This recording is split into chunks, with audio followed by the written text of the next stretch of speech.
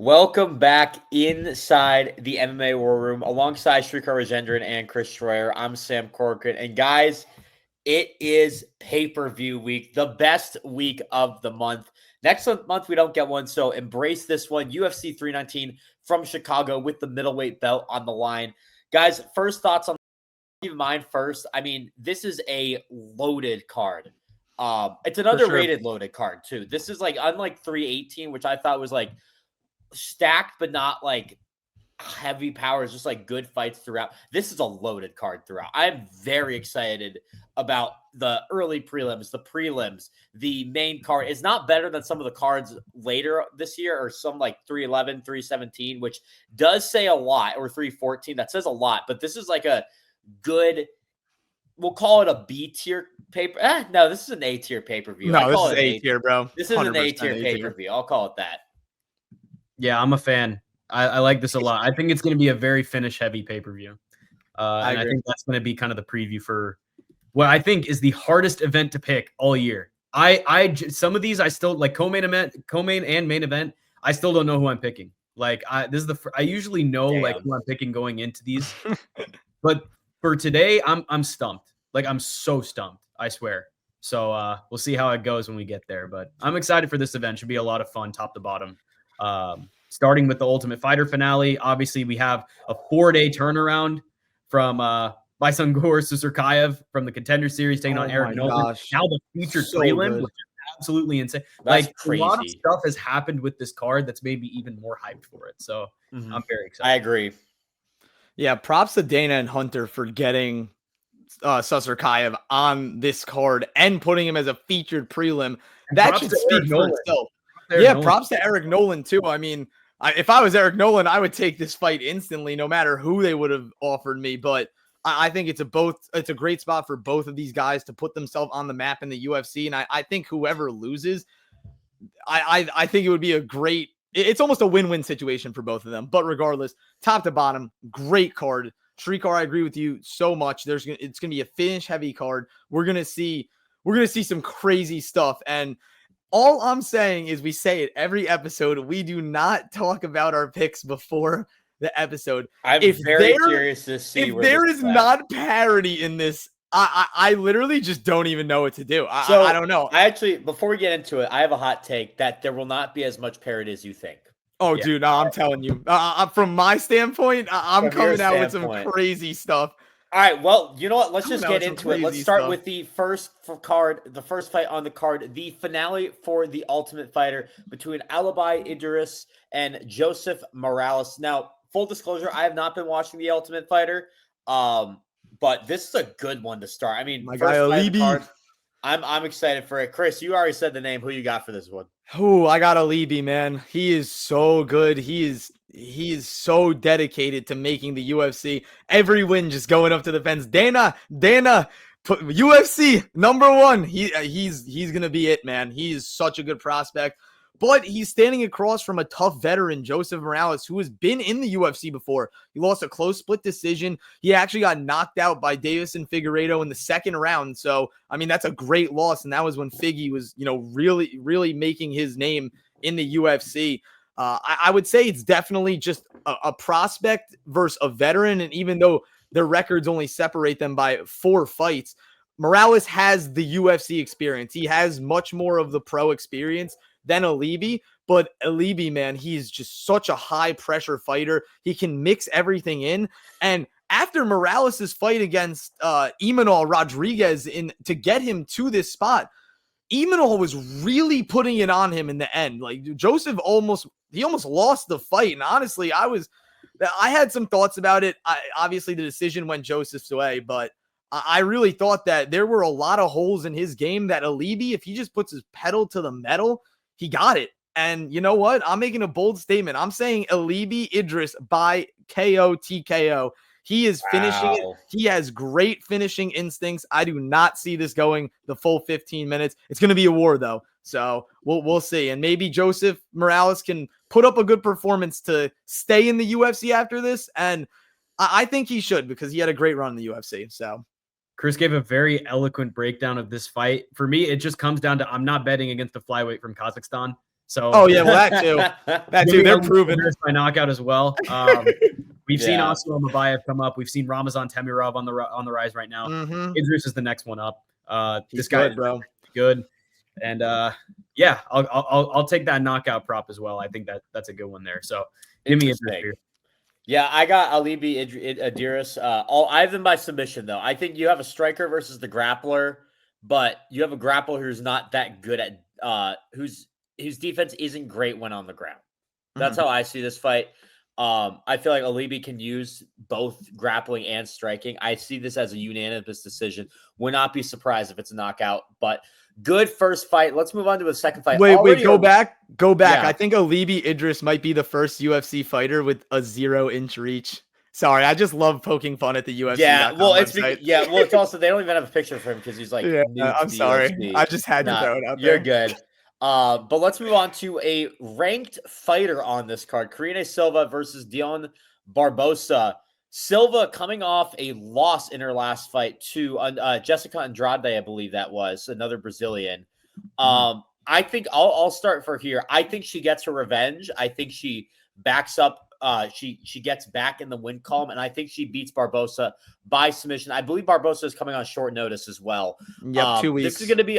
It's pretty simple for me. I don't really need to explain this much. This is going to be a fight on the ground. You look at their grappling. I mean, you look at their win by decision. She can go to knockout sometimes too.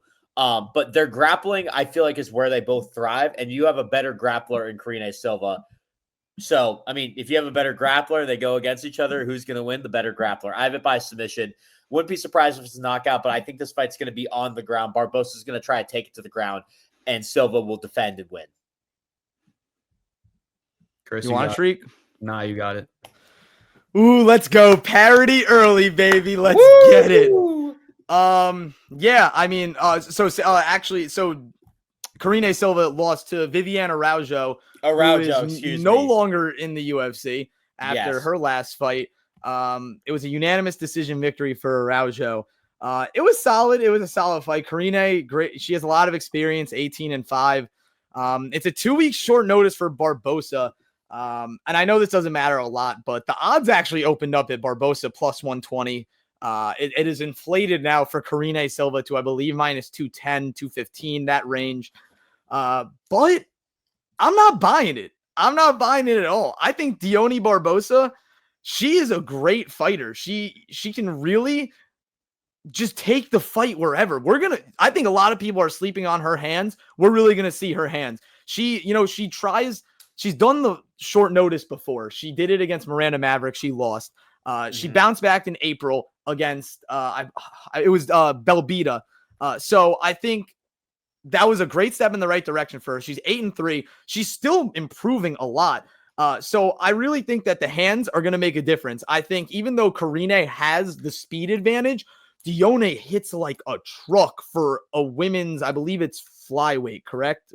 Is it flyweight? Yeah, it's flyweight. Flyweight. Okay. She hits like a truck for flyweight. And you know what? If Silva isn't able to get takedowns, that's going to be a big problem for her because Dione Barbosa, she is a pressure grappler. She's very good at offensive wrestling too, which I think will be a very big part in this fight. And even if Silva's able to take it to the ground, Dione's very good at jiu-jitsu, judo. She can throw up subs from anywhere. She's comfortable down there. So I think that Dione's going to be able to neutralize the grappling, and she's strong enough to control rounds and even, win on the feet. So the pick is easy for me. It's Dione Barbosa by decision. And I'll say unanimous decision.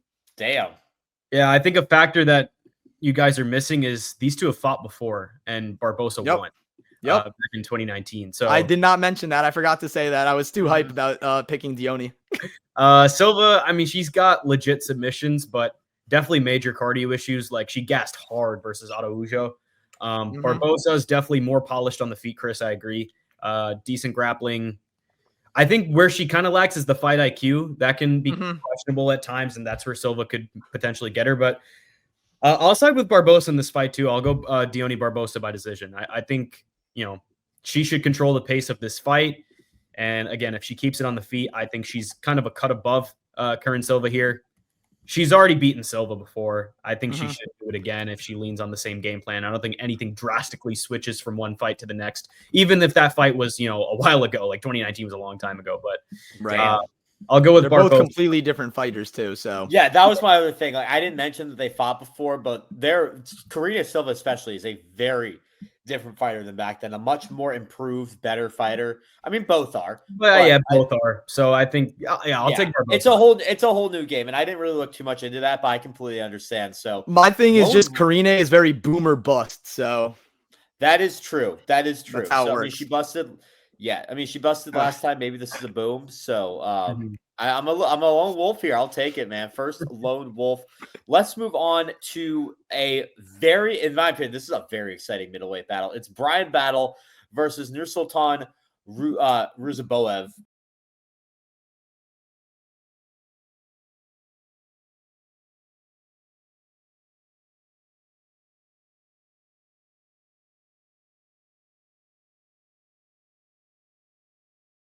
What about this next fight, though?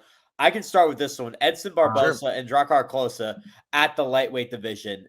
This, for me, was the hardest fight to pick on the card. Wow. Wait, really? Wait. Yes. The hardest on the card? I think this is the hardest fight for me to pick on the card. This is a very even matchup with guys that just are very similar to each other. I'm going to go with the defense here. I'm going to pick who I believe is the better defender, and that's Edson Barbosa. I'm going to take him by decision. I'm going to give it a split decision. I think there's just a little more experience, a little more defense with Edson Barbosa. You guys are, I just by your faces, you guys are going to pick Drakkar Klose. I'm going by saying this is the hardest. Yeah, well, that too, but Edson Barbosa's like, I don't consider him a defender. I consider him the guy who just I consider him an offender. I mean, both offenders, but it's like I think the defense is going to help out. Not offenders, guys, attackers. Attack. I know. This is crazy. Sorry, Edson, bro. I love you, bro. I've been working for a long day. It's been a long day, fun day. Oh no, a lot of hours, so I'm a little tired. But I have Edson Barbosa. He'll do the defending against the offending. So, yeah. Hey, Edson Barbosa. Edson Barbosa is one of the best kickers in UFC history. You talk about low kicks, high kicks, spinning wheel kicks. I mean, you name it, man. He's explosive. But at this point in his career, obviously, we won't beat around the bush. He's way past his prime.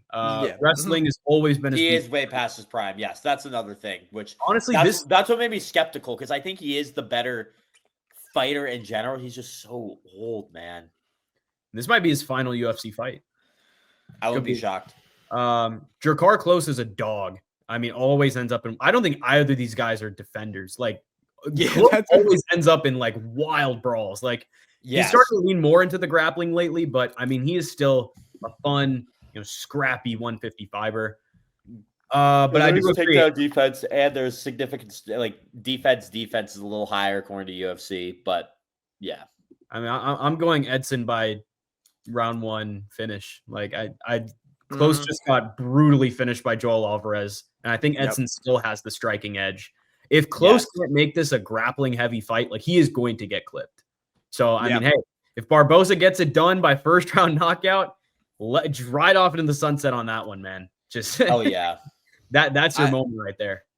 I agree. It's also nice to see Edson Barbosa in his 17th year as a fighter making a strategic move to go back to lightweight after being a featherweight for so long.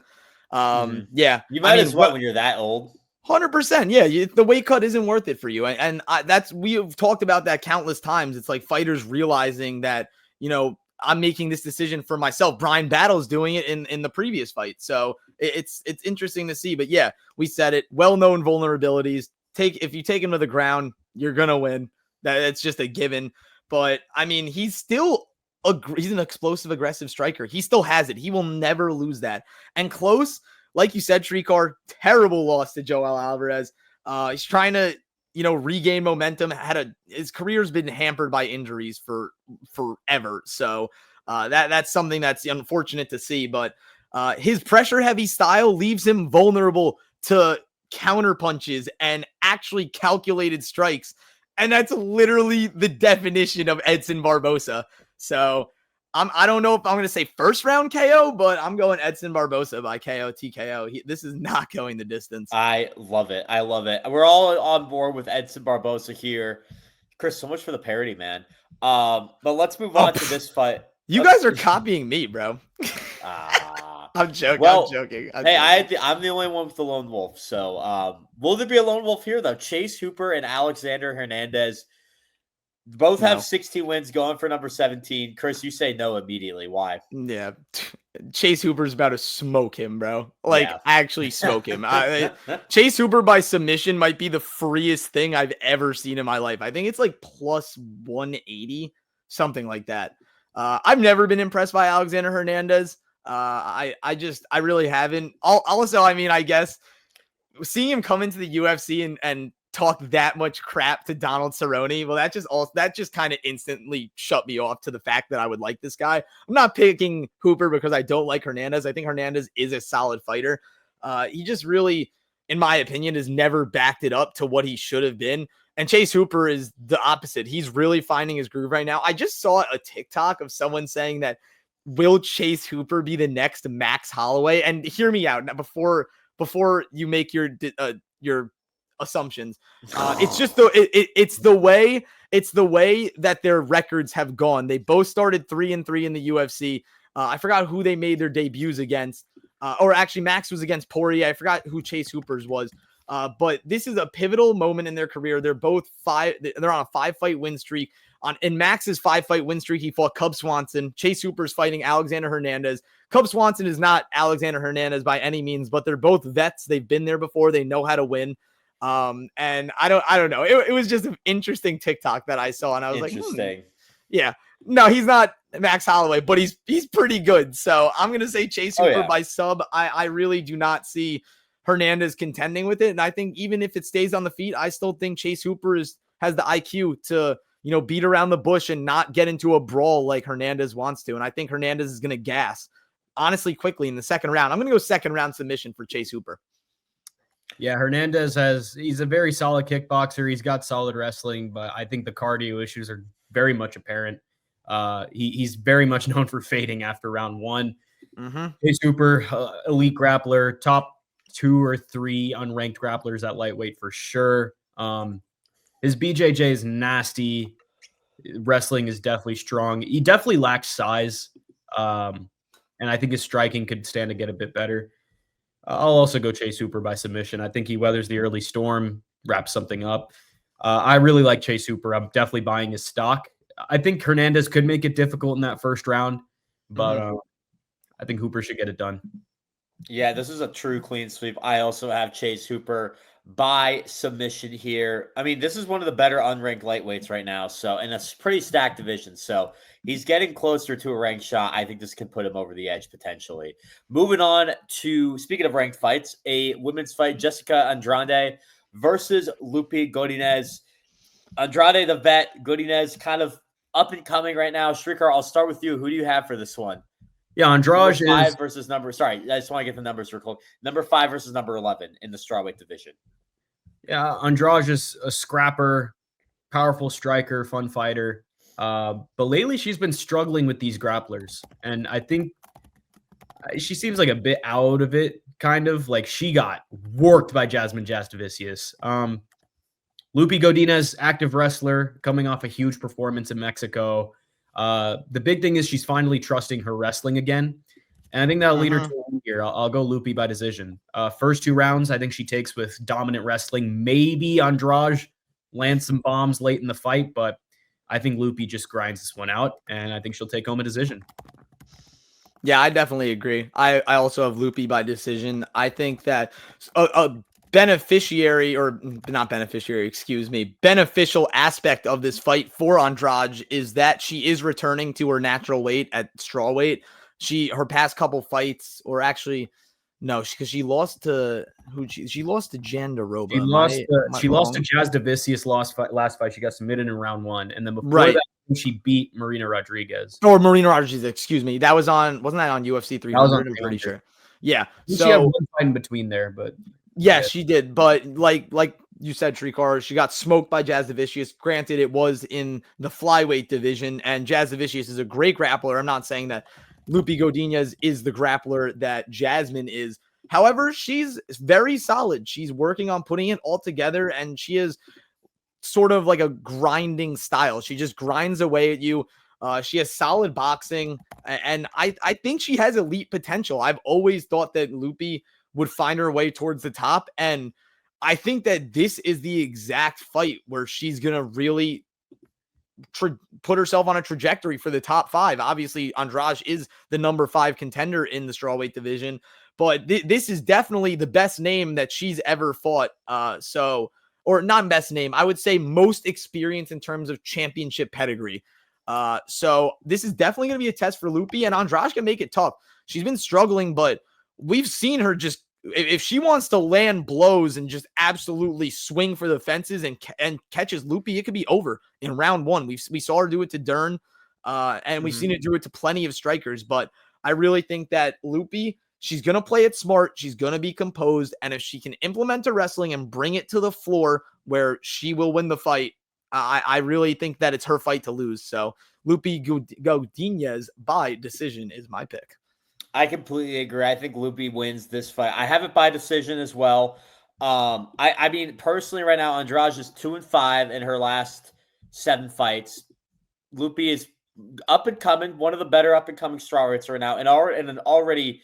I've raved about the strawweight division so much on this podcast. I do not need to say it even more how loaded this division is right now. This is another one coming up right now. Watch out for Loopy Godinez to make a statement against the former champion Jessica Andrade. This is where like she goes from like a prospect to a potential contender, because after this win, she's probably going to leapfrog a lot of people, maybe into the top 5, could be 2 fights away from a title shot. I think this is where it happens for her. Give me Loopy by decision. Let's move on to the middleweight bout between, I might need a little help with these names. Boy. Yeah, this is like I got you. This is a broadcaster's nightmare. Michal Olesiejczuk versus Gerald Meerschaert. Olesiejczuk versus Gerald Meerschaert. Wow, that is a mouthful. Yeah, nonetheless, I have Olesiejczuk by KO here.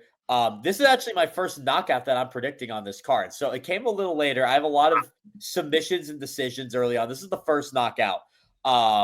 Spoiler, many to come soon. So this is one of many.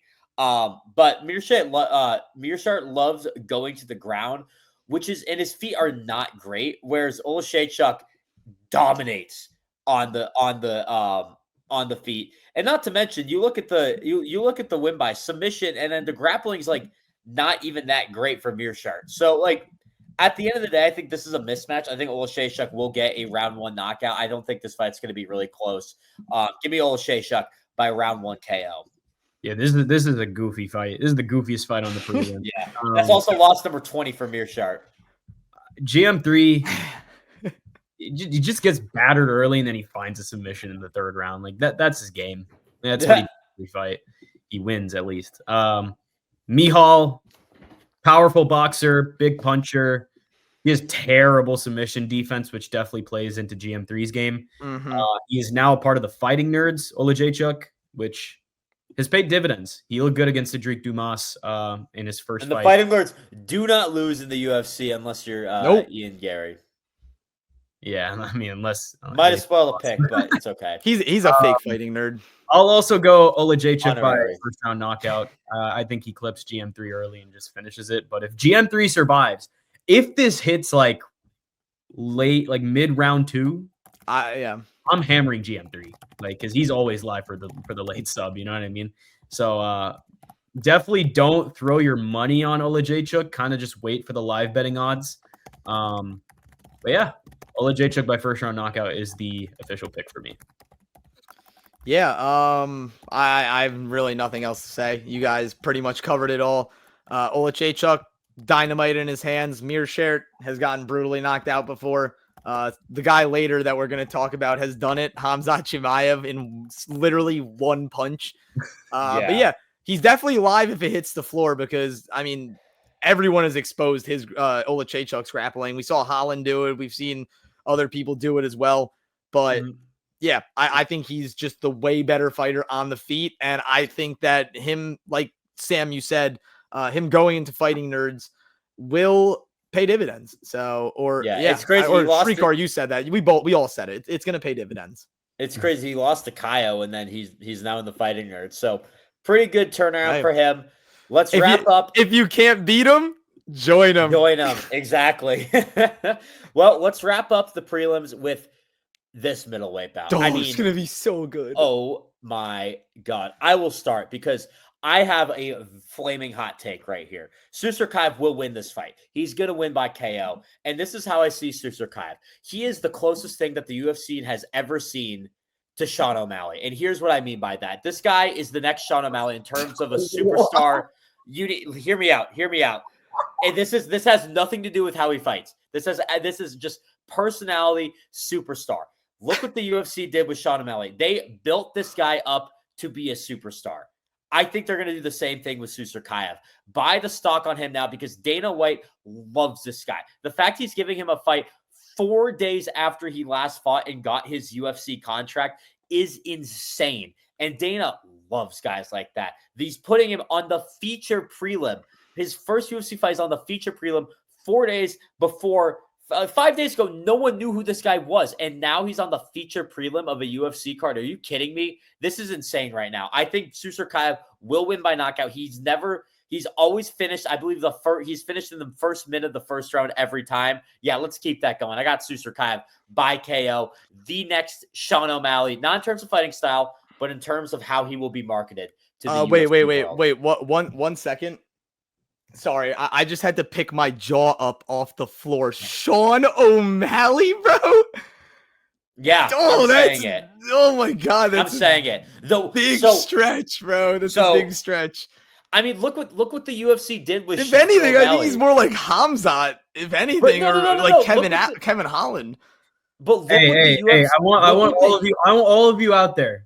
Just look at me in the face. Is Baisungur Srikar as marketable as Sean O'Malley? He will be. That's what I'm saying. The UFC is building him up so much already, and it's been 4 days. Dude, they didn't build him up. They just put him on a card because he won in the first round.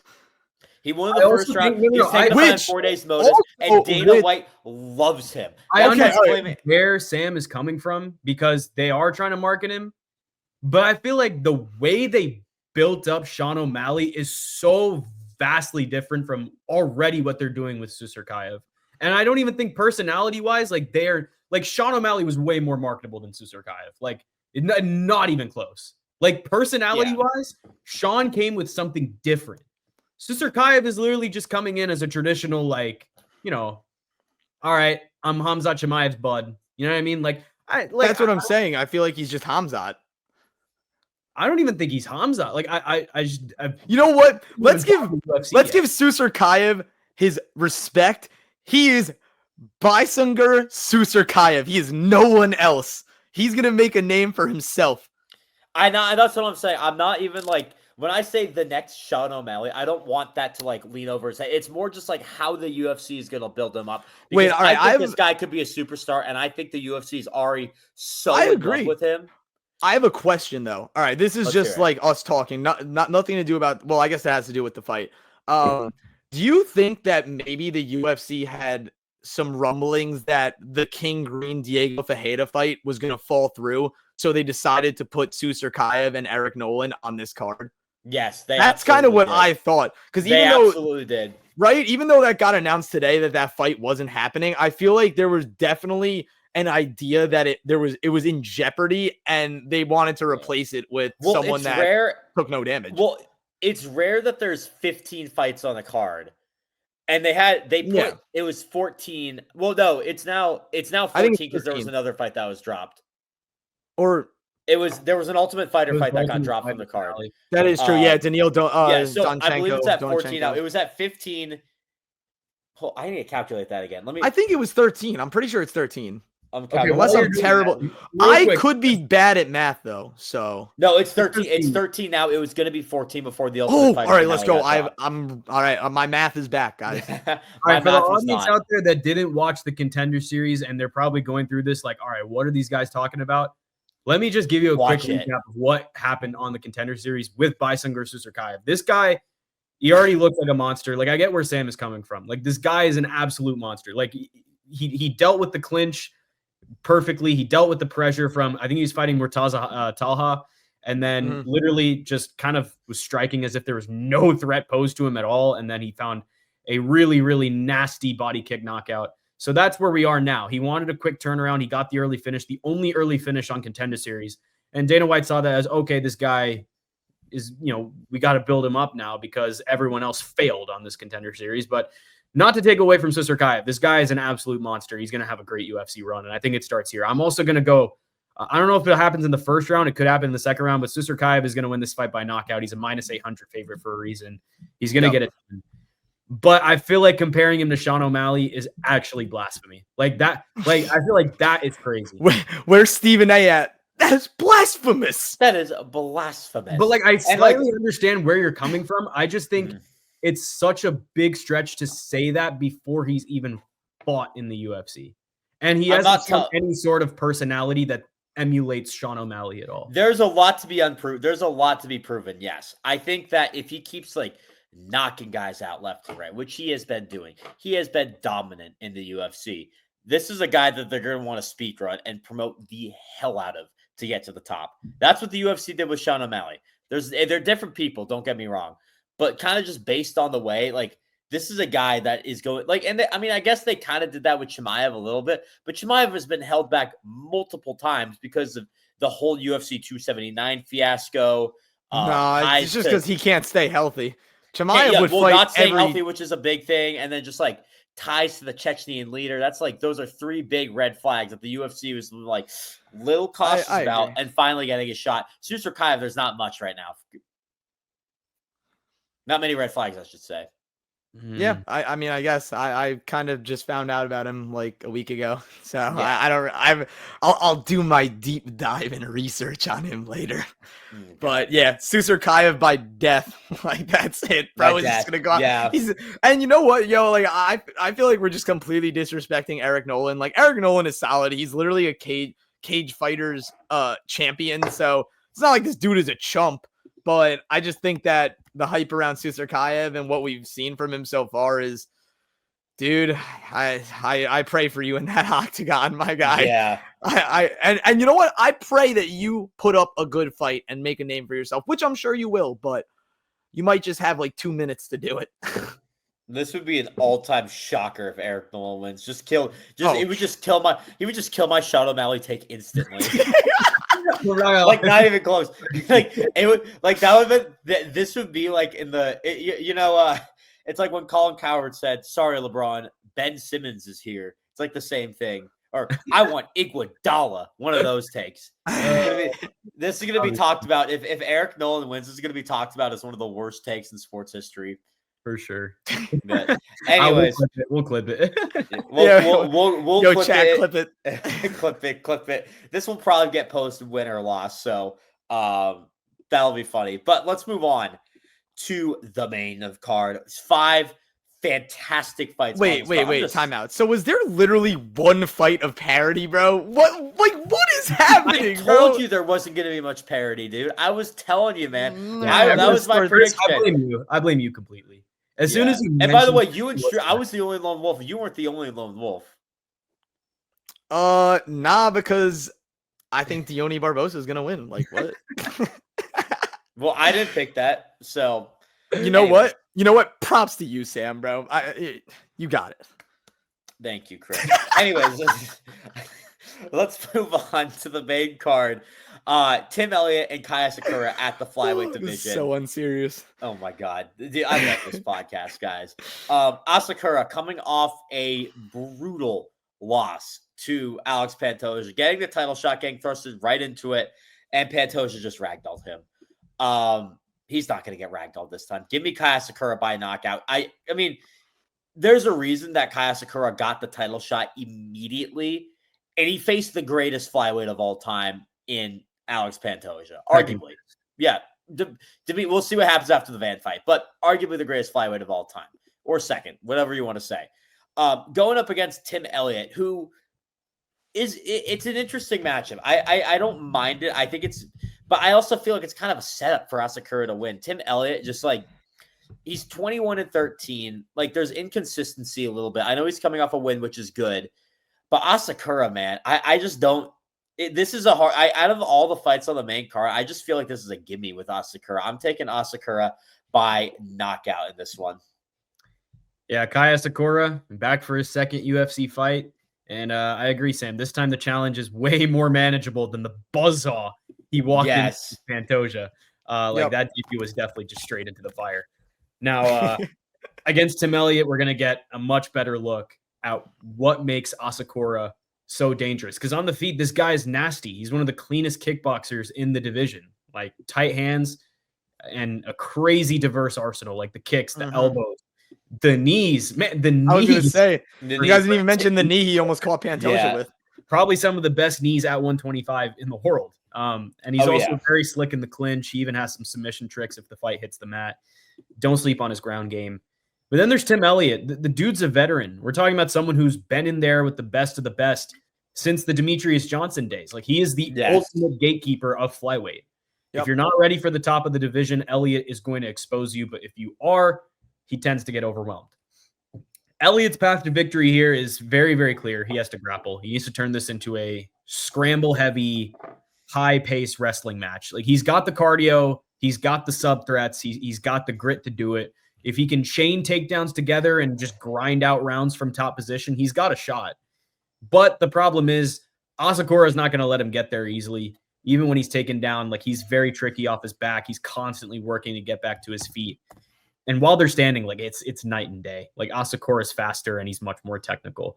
And the real kicker is Asakura's knees are exactly the kind of weapon that can punish Elliott for ducking in or shooting sloppy. He timed them beautifully against Pantoja.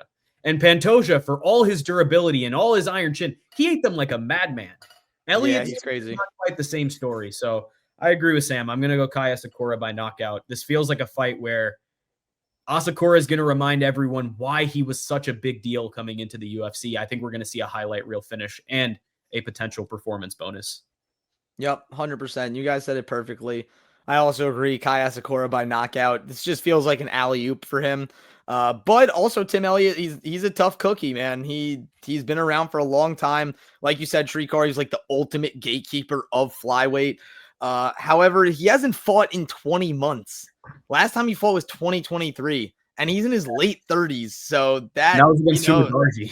Yeah, exactly. Like, that doesn't add up well in MMA math. And I'm not the best at math, but I can math that. So, I don't really think it's going to be too great of a time for Tim Elliott. But, I mean, he's a great grappler. And Asakura just struggled with a great grappler. But there's significantly less danger with Tim Elliott than there is with Alex Pantoja. And Elliott's going to start strong. I believe he will, but he's going to fade. I don't know if he's going to fade quickly, but he will eventually fade. So I'm going to say like second round, third, even maybe early third round KO for Kai Asakura, or he just might want to make a statement and just come out and he might just do it in the first round. He might just do it. I would not be shocked. He really could. So yeah, this is Kai Asakura's time. I think this is an alley-oop for him. But you know what I thought? O'Day Osborne was an alley-oop for Steve Erceg, and I guess not. He airballed that alley-oop. I will. So, yeah, I mean, I think there's levels to Steve Erceg and Kai Asakura, but you never know. I definitely agree. Yeah. You never know, and I think Kai Asakura will, with this win, put his name back into contention. Oh, 100%, 1,000%. Especially, well, I will say it needs to be a dominant win. If it's a dominant win, he's putting his name back into a contention. If it's a win, still a step up, not as big as he could have gone. I dream of the day we get Asakura versus Taira in Japan, man, as a main. That would feed fun, man. Families, man. Oh man, dude. That would feed me too. Like, I'm not even a family, but I eat like a family. So maybe a preview for matchmaking. We'll see. Potentially. Well, let's move on to this one, the middleweight bout between Jared Cannonier and Michael Venom Page. This is one of the first fights announced on the main card for UFC 319 after the title fight. And this is a banger, man. That's all I'll say. I'll let someone else pick first, but this is going to be I'll make one prediction. This is fight of the night when it's all said and done. Hell no. Hell no. I'm sorry. I don't think so. I think this is a really interesting matchup, though. This is a really interesting matchup. Two veterans of the game, Jared Cannonier. He's still out here competing at a high level at 41 years old, and Michael Venom Page, now 38, still looking like a puzzle that most guys can't solve. Let's start with Jared. Look, the guy's a machine when it comes to just fundamentals. He doesn't do anything flashy, but that's kind of the point. Everything he throws is very clean, very deliberate. And he's got power in both hands. He knows how to conserve his energy, which is why he stays dangerous for all 15 or 25 minutes if he's in a 5-rounder. He's also great at just slipping in and out of the clinch and just picking his moments, picking his moments to strike. He's not going to give you much to counter necessarily, but he's also not really going to surprise you with any like wild, unpredictable bursts, a la DDP, who we'll get into later. Now, MVP, on the other hand, this dude is the definition of unpredictable. Like he's flashy and he's got knockout power with his hands or his legs.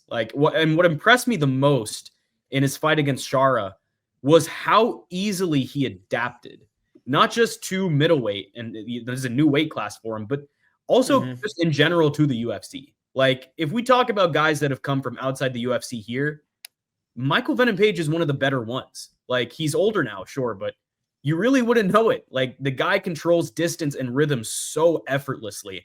I mean, his timing is elite, and just when he finds his groove, like, it is almost impossible to match this guy strike for strike. So I think the biggest storyline here is going to be grappling and who wins the clinch battles. Like, that's where Cannonier is going to want to drag this fight. He's going to try to press MVP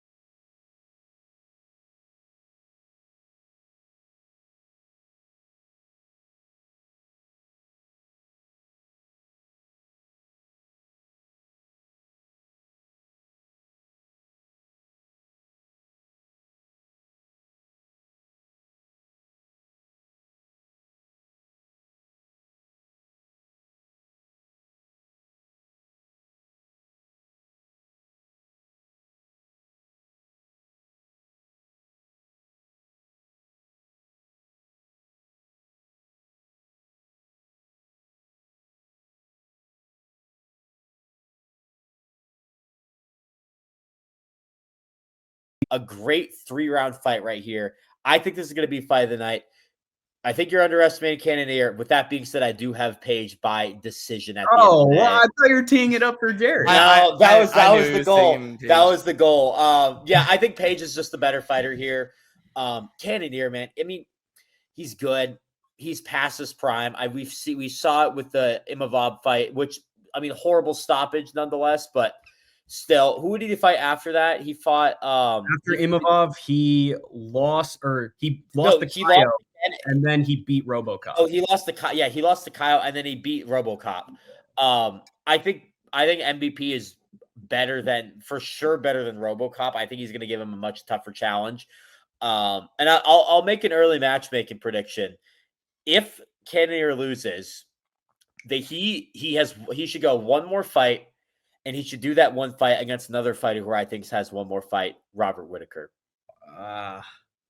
I know. I thought you were about to say Izzy, and I was like, I do not want to see that again. Oh no, I would not. No. Oh, dude, he would smoke Izzy now, bro. He would smoke Izzy. Whittaker's not.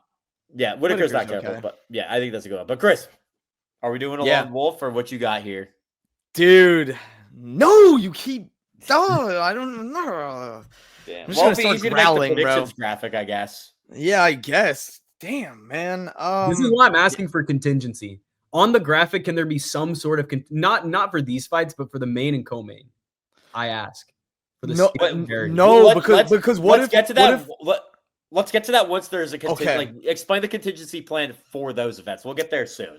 Yeah, you guys. Yeah, I'm just gonna start growling and stuff. Yeah. Who's the Joe Rogan guest that does that? Oh, I forget his name, but it's not Joey Diaz, is it? No, I don't think so. I love Joey Diaz though. He's so funny.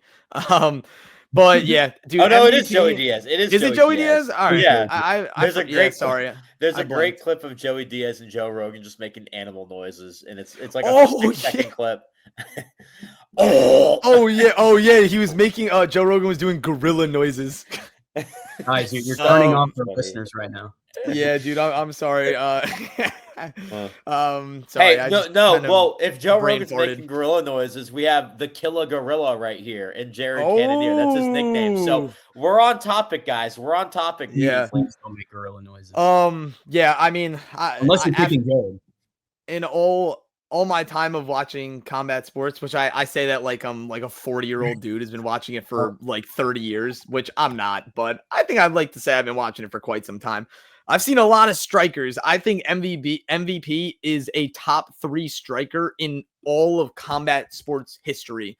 Karate, MMA.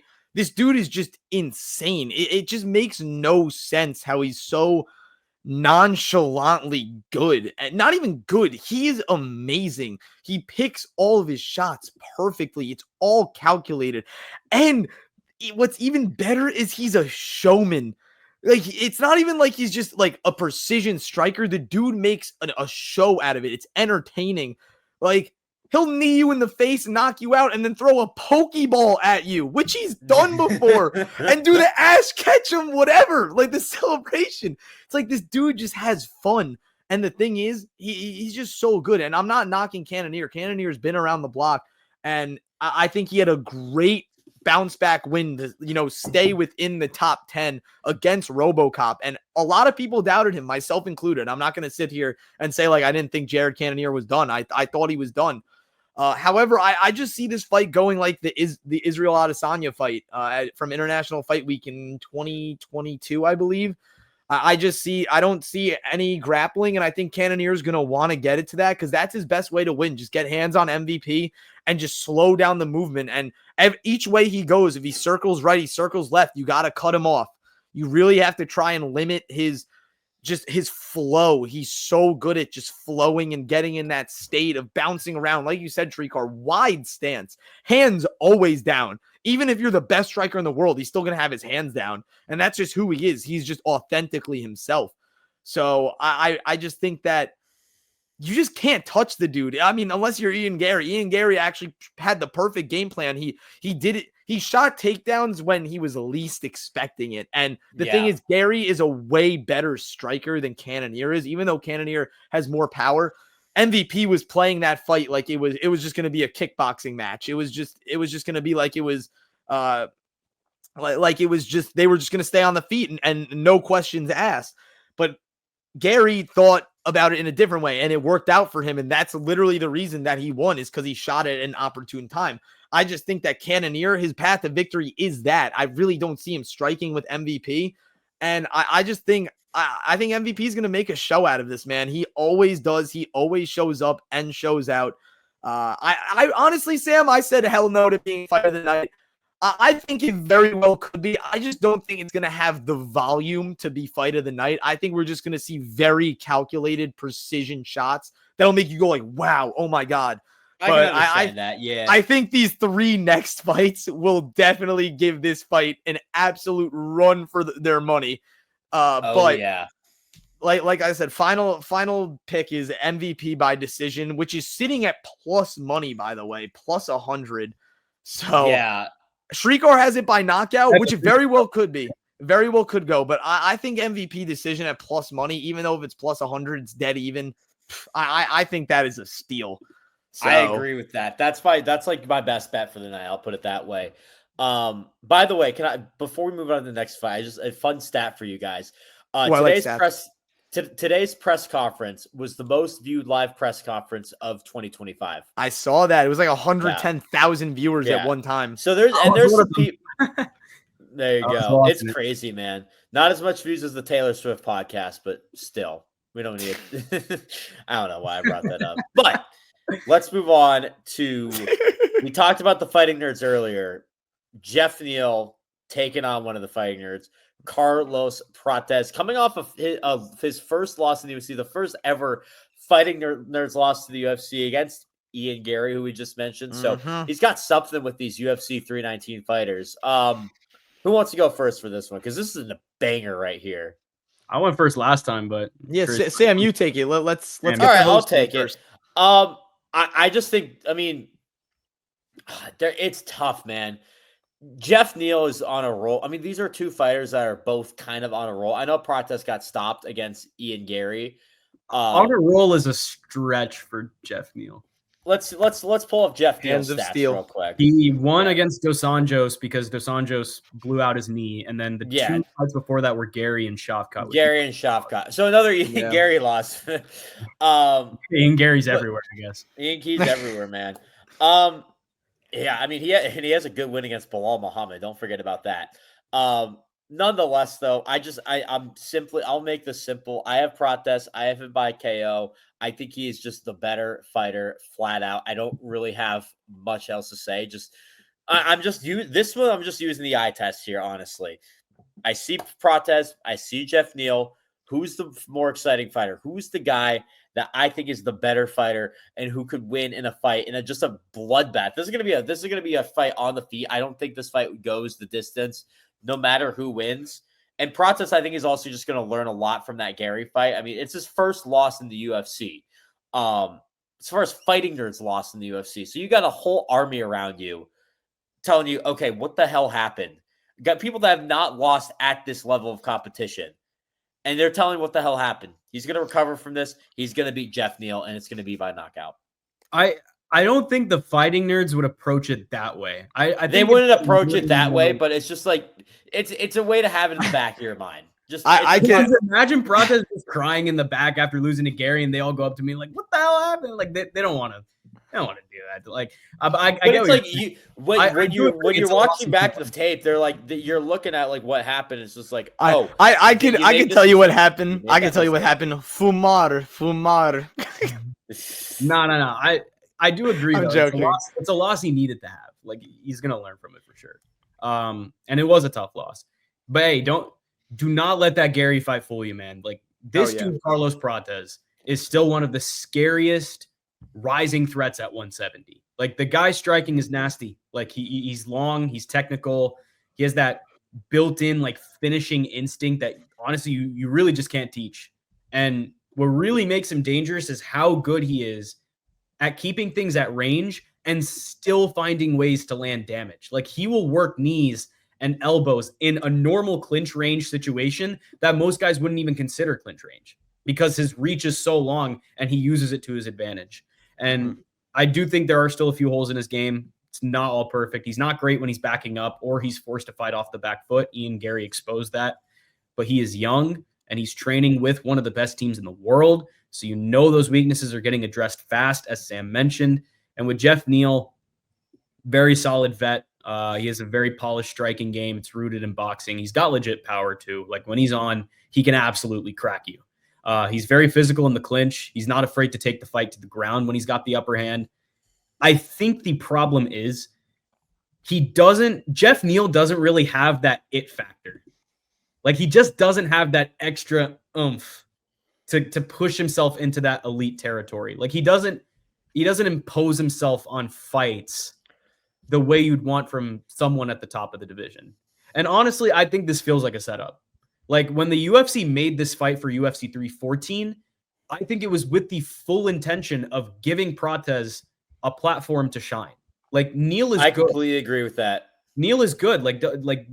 But he's so content with staying at range, which is exactly where Prates thrives. And if Neal tries to initiate the clinch, like, dude, that's a danger zone against a guy like Carlos Prates, who literally lives for those close range bombs. Like he lives for those clinches.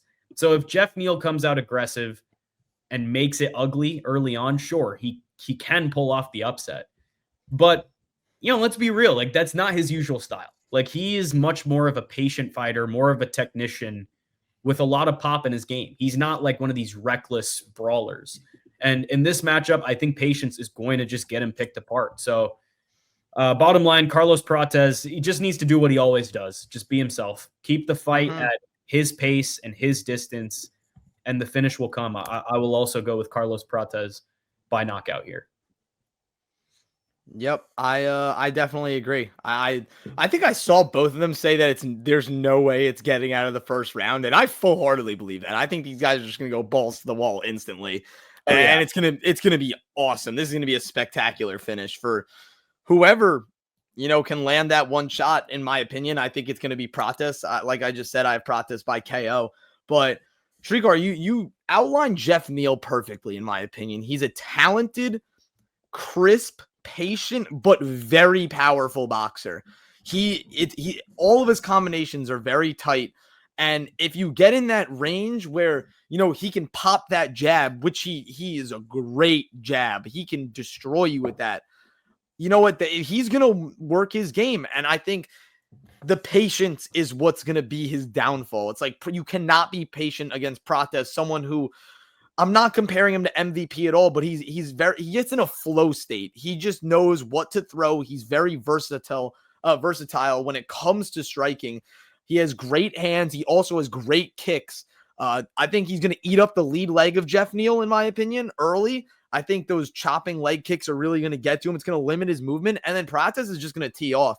I think he's going to cut Jeff Neal off. Jeff Neal is going to try and circle. I believe he is a southpaw. So, I mean, he's going to try and circle. He's going to try and circle to the left, and Prates is orthodox. So he's going to cut him off in that way. They're going to have to clash in the middle at one point. And that's kind of just how a southpaw versus orthodox fight works, is you're going to obviously they circle in the same way, and they're going to meet at that crossroads in the, in that little dance that happens. But I just think Prates, he's so calculated, but he's also he's wildly calculated. He's calculatedly wild. Sorry, I said that backwards. He's a wild man. He's willing to throw anything it takes to get to you, but he's not going to overextend himself and let himself get knocked out. I just don't see that happening. I just think that you guys said it perfectly, and I kind of just outlined it. It's just it's gonna be fireworks, but it's gonna be contained fireworks, and then that last punch is just going to be an explosion. It's just going to be a nuke, and someone's going to be laying face down on the canvas, and I think it's going to be Jeff Neal. Completely agree with that. Clean sweep there. Now we get to the co-main and main event. The fights that you guys are so conflicted on. I'll tell you, I'm conflicted on one of these fights. I'm way more confident in my main event pick than I am in this pick. This pick, I agree with that. Chris, do you want to start with this one? Why not? Sure. Wow. I actually thought about this for days on end, like I actual did days. too. I like genuinely had like I had to think through this one a lot. Yeah, it was. I honestly, I'm still gonna second guess myself, but you know what? We're making War Room 6. All right. So Srikar, we're bringing up the contingency. Yeah, what's this contingency? Conversation. So you can. What was your proposition for us and the Until viewers? that graphic gets posted. Or as in, until we, okay, today is Thursday, right? We're going to recording this Thursday, very late night. It's about to hit Friday on the East Coast. It will be up Friday in the afternoon. If you're on the better time zone, it's still Thursday. So it's still Thursday. I'm proposing. It's still Thursday on East Coast too. What are you talking about, bro? Yeah, but in 8 minutes. East Coast, baby. But anyways, here's my proposition. By end of day tomorrow, or maybe a little earlier, we have the chance to change our picks for only the co-main and main event. Not everything else we've said in the past stays. Whatever we've said stays. Just for the co-main and main, maybe we'll set a deadline at what time do you guys finish work? 5 Eastern? 5. That's fine. Look, you know what? Why do you want to change? Why do you want to change this pick? Is there like something that would make you back and forth, man? Be confident in yourself, Srikar. You got to be confident, dude. All right, you know what? I was going to say confident people go because I feel confident in this. Chris feels confident in this. No, I don't feel confident in this. I feel confident in the next one. But I was going to say, personally, I'm going to ride or die with my pick, even if I'm not confident. But if you want to, and if any of the fans don't have Instagram and they can't, or Twitter, and they can't see the predictions via those forms of social media, I will put in the graphic. We'll mark it with an asterisk. If any, yes, we can do that. No, but if any fans who are watching on YouTube, any of you guys who are watching on YouTube can't access Twitter or Instagram, which if you guys can't, you should get on that, by the way. I will put in the bio, or I will put in the description Srikar's change of pick so you guys can know and it will be updated. So we can look at his face right now. We can make Srikar happy, and if he wants to change his pick, we can do that for him. There are many ways to do it. So all right. Yeah, okay. Take your picks, boys. Let me hear this, man. All right. So we all kind of know how Bellator fighters have fared debuting in the UFC, really, other than MVP. It's kind of been atrocious, and that has been a stain in my mind as of late. I mean, look, these guys are also Patchy mix. Don't even get me started. Patrick, you need to get on that. I was watching with a friend, and he was just like, bro, Patchy, what are we doing here? Speaking of Patchy Mix, he might be fighting an unranked, actually a fighter who's not even in the UFC from KSW, Jacob Wicklash, or I'm sorry if I'm saying that wrong, regardless of the fact. How much the UFC still believes in Patchy Mix, which is which is crazy. Anyways, back to this one. Let's go. Yeah, so, I mean, Bellator fighters have not fared well in the UFC. And in my opinion, I really think that trend is something to look out for. Other than MVP, who came in, he's just a bat out of hell.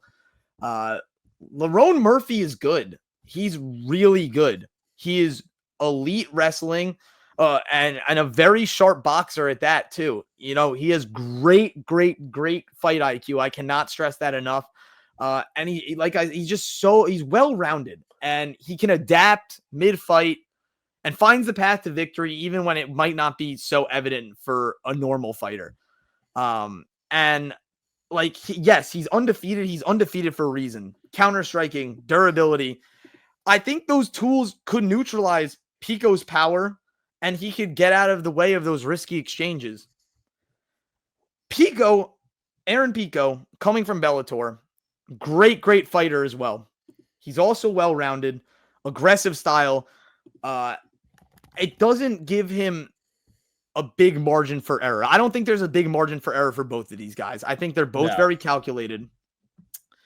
Lerone Murphy, I would say he had a solid fight against Josh Emmett. Josh Emmett is the wrong side of 30 now. He's not that crisp of a striker. Josh Emmett's in his 40s now. Damn. 40s. Okay, 40s. So wrong side of 30 and 40, clearly. Wrong side of UFC. Yeah, wrong side of age, but yeah. Yeah, I mean, I think that Josh Emmett was an okay litmus test for Lerone Murphy. I think Aaron Pico is a way more dynamic, powerful version of Josh Emmett. I think he's much more calculated in the boxing exchanges. I think his wrestling is even better.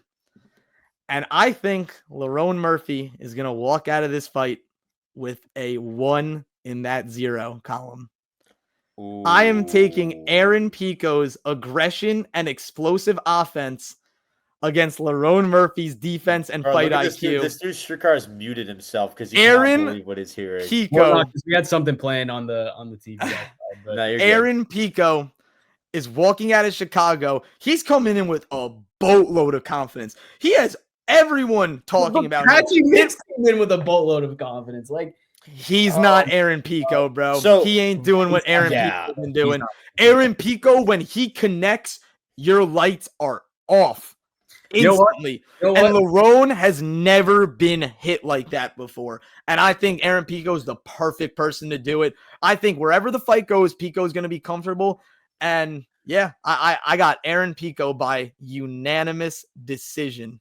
You know what? Screw the contingency. There's no contingency. Because my original pick was Aaron Pico. And I'm probably going to stand with it. Wow. Okay, so Murphy is... I agree with everything you said, man. Like, Murphy is so well-rounded. He's a good striker. He's very solid grappler. But he doesn't take many risks. He fights safe. And at a point, like Pico takes those risks. He takes risks. Like, Pico is a dynamite puncher with elite wrestling, by the way. Very elite wrestling. Like, I think Pico is one of the best prospects to come into the UFC. So honestly, Sam, I'm sorry. I'm going to take it one step. I'm going to take it one step further. I'm going to say Aaron Pico knocks him out. No, I'm gonna take it 2 steps. I'm gonna take it 2 steps further. I'm gonna also jump on the Aaron Pico train and say that Aaron Pico also knocks him out because Aaron Pico is the real deal. Bellator fighters, yes, they've struggled this year, but Aaron Pico, just reading about this guy, watching this guy, he is so much more well-rounded than anybody that has come into the UFC. He hits too hard. He hits like a truck. And if you want to be a risk taker fighter and going up against a fighter that did not have much that does not take many risks, like Lerone Murphy, this is the perfect opponent to prove yourself. I don't think he was going to beat Movsar Evloev, but I think Lerone Murphy, it's a guy that needs a loss to get into that. I honestly think Lerone Murphy needs a loss more than he needs a win because he needs to understand, and Lerone Murphy is a talented fighter. He needs to understand when and when not to take risks. Because he does not take risks, and it works for him. At some point, though, now you're fighting the top of the division. You're a title contender now.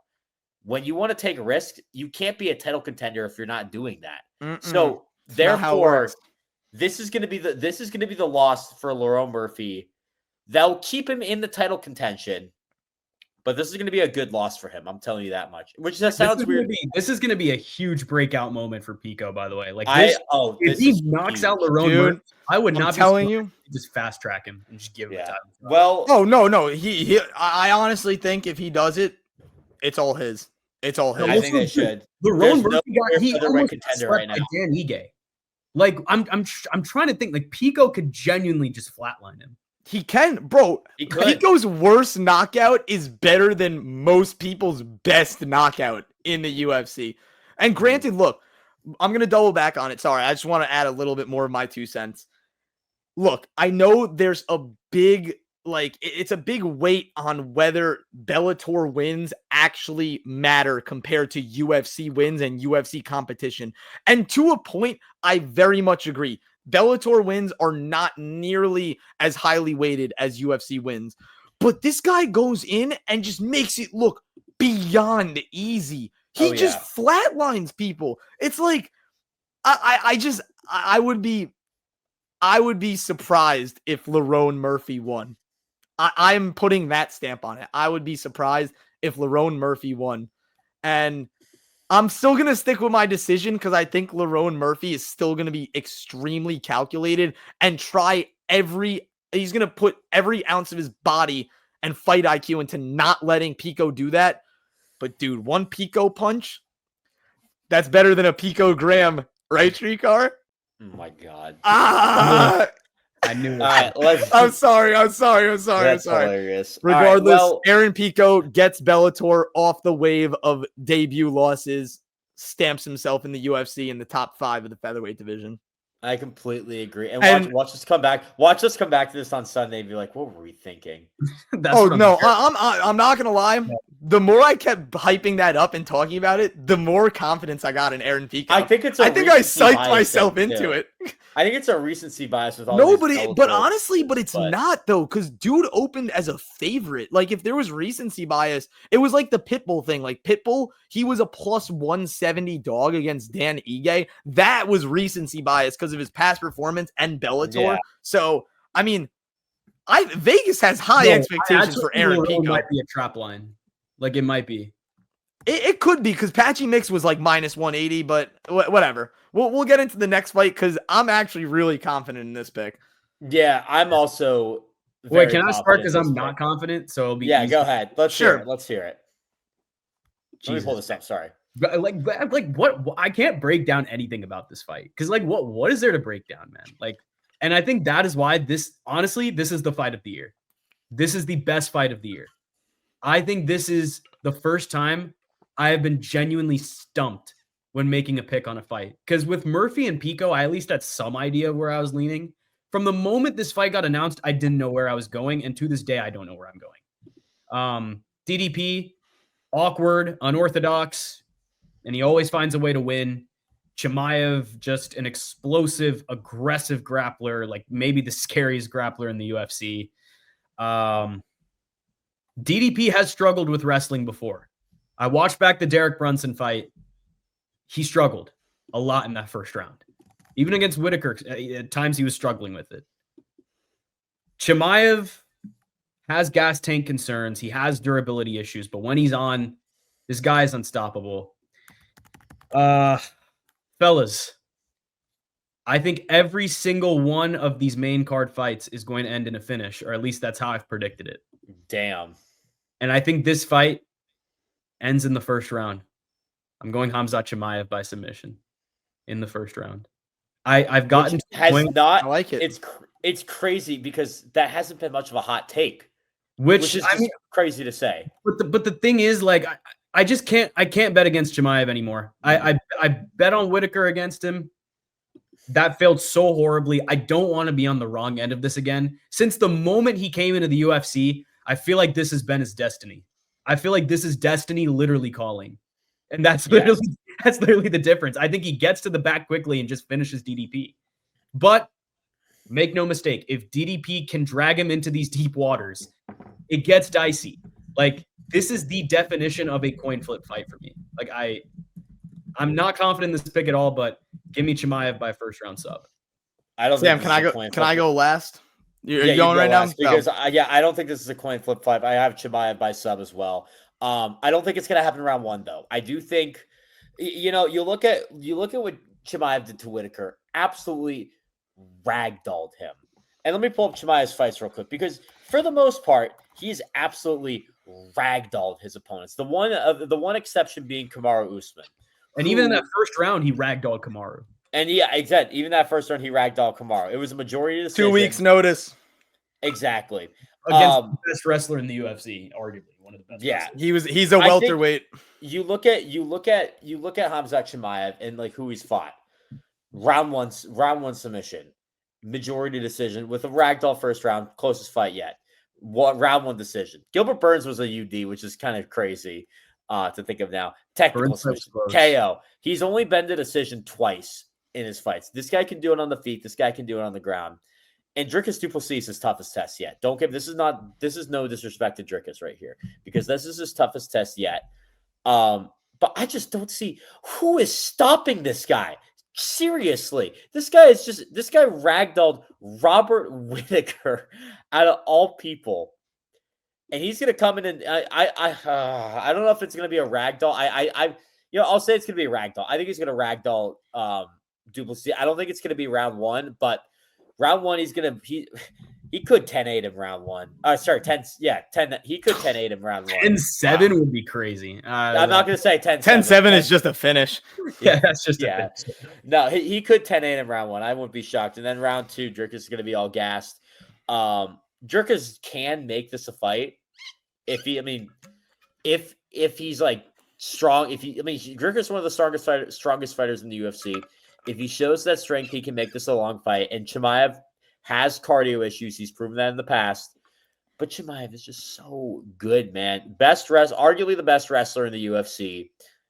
You're never going to say he's the middleweight GOAT because you have Anderson Silva and you have Israel Adesanya. But Chimaev could be up there, man. This is going to be the start of a long reign of terror in the middleweight division where nobody is going to touch Chimaev's belt for a if he could stay healthy. Well, that's also why I'm saying this is the fight of the year because whoever wins this is going to run the middleweight division. Yeah. Well, the thing with Chimaev, the other thing with Chimaev is a lot of his health issues happened when he was at welterweight. He ended up going up to middleweight. He was at welterweight a lot. He kept missing weight, welterweight. He was supposed to fight Whitaker in Saudi Arabia, and then he got sick. Yeah, and I don't think that wasn't weight cut related. I don't think because that was like it could have been, but like it seemed like he was like the way Dana phrased it is like he was fighting for his life. There's a take. Speaking of which, there's a take going out there that Chimaev might retire. I know he's already denied it. I don't think he's going to retire. No, because it came from Caio Bahio, and Caio Bahio has never been right about anything. Caio, I didn't realize that came Bahio. That's a great nickname. Chimaev's going to win this fight, plain and simple, by submission. And Chris, you feel confident in your pick. I have a feeling who you're picking here. Yeah, I know. Yeah, no, I definitely agree. Khamzat Chimaev is an absolute bulldozer. But DDP is a diamond, and diamonds don't break under pressure. DDP by finish. Is this rage bait? Nope. I'm telling you, bro. I knew he was going to take Dricus. DDP is winning this fight. I am so confident in it. I'm actually so confident in it. He very well wins. And guess what?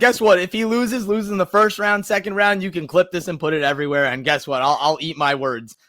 Chris, can you if DDP wins, will you howl on stream? I'll howl right now because I'm a lone wolf. Yeah, give me that. I'll be sending the meme after. I'll be sending the little GIF. I'm telling you, bro. I'm what was the big revelation that led to this? I am so confident. First of all right. I'm not saying this is it, but I saw. Did you see what is it? Happy Punch on Instagram? Did you see DDP's interview with them?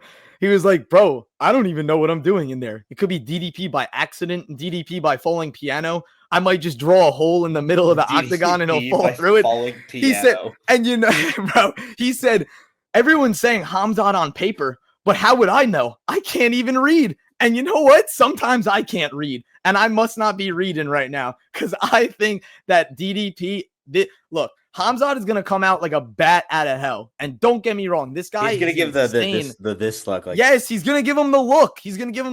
And then Dricus is just going to stare back at him with his little like dull. I don't even know. He's just going to smile. His South African smile. It's like his giddy smile. And it's going to be war in the center of the octagon. DDP would be absolutely so stupid if he didn't think Khamzat was going to come out and shoot within the first 10 seconds of the fight. He literally has done it every single fight. And granted, he's gotten it every single fight. But look at the people he's fought. First of all, Gilbert Burns almost beat him, and that was at welterweight. Gilbert Burns almost knocked him out. He almost knocked him out. And granted, that was, 4 years ago? Look, Khamzat could have lost to a full camp Kamaru Usman, who is a welterweight and took it on 2 weeks notice. He was gassing, and Usman is a great wrestler, and I'm not saying DDP. Chimaev was also a welterweight. Chimaev was not a welterweight. He was fighting at middleweight. but he was at welterweight before. He was a welterweight fighter. So big welterweight too. So it's so now Khamzat's going up to 185. He's fighting a guy that walks around at probably 210. First of all, I don't know if you guys saw the light heavyweight if you wanted to, bro. I'm not gonna lie to you. If you saw the press conference, DDP was a lot bigger than him. He looked a lot bigger. In terms of size, filled out, he's taller. No, actually, he's not taller. But he looks, in terms of size and filled out, he looked like a solid man. He's going to be a big rock to move when it comes to wrestling. And yes, technique will beat size and whatever other attribute you can throw in that way. But you know what this fight reminds me of so perfectly? And I hate to, pin odds of a fight against odds of another fight. This fight, to me, is a spitting image of Merab Dvalishvili versus Umar Nurmagomedov. Umar Nurmagomedov was a minus 250 favorite. Merab Dvalishvili was plus 200. He was winning in the bantamweight division. Dricus has been winning. He's beat 4 champions, and he sits at a plus 200 favorite. I do not see that at all. It literally is the same fight to me. It's the same fight. Is look at Khamzat's run to this point versus Umar's run. Yes, I completely agree. And look at the difference between Merab is such a good matchup. If anything, first of all, Khamzat hasn't fought in a year. Umar was fighting consistently. Umar was fighting way more consistently than Khamzat. Only notable names he had beat was obviously Corey Sandhagen, then maybe like Raoni Barcelos. Okay. So all right, I'm going to Khamzat's Tapology right now. Yeah, because his run to the title is better than he broke Whitaker's face, which, you know what? Congrats to him. Whitaker is old and he's clearly not after the RDR fight. Submit Whitaker, by the way. First guy to ragdoll and submit Whitaker. Because he broke his face. What is Whitaker going to do with a broken jaw? Nothing. He broke his face. Yeah. And that happens. He barely beat Usman. On a 2-week notice. Sure. Still got who's a welterweight. For sure. Yeah. He killed Kevin Holland because Kevin Holland doesn't take anything seriously. And he almost lost to Gilbert Burns. He could have arguably lost to Gilbert Burns. I think he won that fight, in my opinion. I think Khamzat won that fight, not Gilbert. However, Gilbert was so close to winning that fight. I don't know, man. Who else? I agree that who else? I can't disagree with you taking DDP, but my only thing is we said all of that same stuff going into the Whitaker fight. And then I did not at all. I knew Khamzat was going to win. I cannot bet against this guy anymore. Okay. All right. Well, I'm with you. For me, I literally knew that Khamzat was going to ragdoll Whitaker. I knew he was going to ragdoll Whitaker. This is a different breed, bro. DDP is a different breed. He should not be a plus 200 underdog. I literally think it is perfect shades of Umar versus Merab, the exact same situation. A guy who's been running through everyone versus a champ who, you know what, you had questions. Should he be champ? Merab has proved everyone right. He is one of, if not the bantamweight GOAT. I'm not saying DDP is the middleweight GOAT. He's getting up there. He's making a name for himself. I think that he is going to beat Khamzat Chimaev. And I'm going to do a double chance. I think he can finish him. And if he's going to finish him, he's not going to sub him. He's going to knock him out. So I'm going to say DDP by KO or decision. And it's going to be scary. As soon as it gets past the halfway point. I disagree is you comparing this to Umar and Merab because I don't. No, I'm telling you, it's literally the same fight. No, I completely disagree. I can let me jump in here because I haven't jumped in much. I completely disagree with that. I think that the Merab and Umar fight, I think it's the same thing. Merab beat champions. Then why was he that much of an underdog? I'm telling you. I'm think Merab is through the Vegas. I just think overall, Merab is a much better fighter than DDP. And I'd proven not even that. I think it's more so to do with Umar versus Khamzat. Like, dude, they're not even, their runs to the title are not even in the same league. But everyone thought that Umar was gonna smoke Merab because his wrestling is just as good and he is way better striking. You didn't have the opposite reason compared to Chimaev. Chimaev, you have a real reason to think that this guy could ragdoll DDP. Umar was never going to, because you also had the whole gas tank thing because Merab could consistently go. Yes. DDP, I don't know if it'll be the same fight. Like DDP has good cardio, but he has great cardio, way better than Khamzat. Is so much more of a threat in that first round than Umar was to Merab. The game plan was so much clearer for Merab in that fight. I mean, for DDP in this fight. I understand the strength of schedule leading up to that fight isn't the same, but I valued Corey Sandhagen to be a very good fighter, and he's still a very good fighter, and he beat the crap out of him. Corey Sandhagen is not on the level of a Robert Whittaker or a Kamaru Usman short notice or not. Yeah. Okay, but and he literally almost lost the Usman fight. So how like lost, but you can't say almost lost when he won. Like I agree, it should have been a majority draw. In my opinion, that should have been a draw. But he still defeated Usman in the first round, and we've never seen anyone 10-8 Usman in the first round. That's still an insane thing to do. Okay, and he here wait. I need to look up the scorecard. The scorecards are. I agree. It should have been a draw. Like I don't think either guy pulled ahead, but it is what it is. The 10-8 made the difference. The 10-8 made the difference in the fact because Usman took the next 2 rounds after that. Yeah, exactly. So I mean, I don't know. And in a 5-round fight, when have we ever seen Khamzat in a 5-round fight? Never. We have no idea what he's. In a 5-round fight, he finished the guy in round 1. Yeah. Okay, but I'm telling you, and what did Dricus do to Robert Whittaker too? He knocked him out too. Yeah. Okay, but he knocked him out. He didn't even have to wrestle. He wanted to stay. He wanted to do what he does best, and he wanted to strike. He went into Whittaker's realm and beat him at what Whittaker was best at, not his weakness. I'm telling you. I don't mind. I am confident in this. I don't mind the DDP. I'm confident. I just don't think you can compare this to the bantamweight title fight. I'm telling you, it's. I think you have a much. I think you have a much heavier underdog in Dricus, and I mean, to your point, you look at the odds, you look on paper, yeah, a little bit, but you have a much heavier underdog in Dricus and a much less proven fighter in Dricus. Against proven with the guys on an 11-fight win streak. Dricus is proven. Dricus is definitely proven. Dude, he just beat 4 champions. I think Merab was a little. I don't know. Maybe I'm telling Sam. Look, you're second guessing it. I'm telling you, it's the same thing. It's not. It's the same fight. It's not the same. It's not the same. I believe that, and personally, this is I think Merab is levels above Dricus. I'll put it that way. I think Merab is levels above Dricus, and I think Khamzat is levels above Umar. So you put those 2 and 2 together, you have a better fighter going up against the worst fighter versus the worst fighter going. I understand, but people weren't saying Umar was levels, or the people weren't saying that before that fight. That was the fight that made everyone say, "Oh my God, Merab is actually so legit."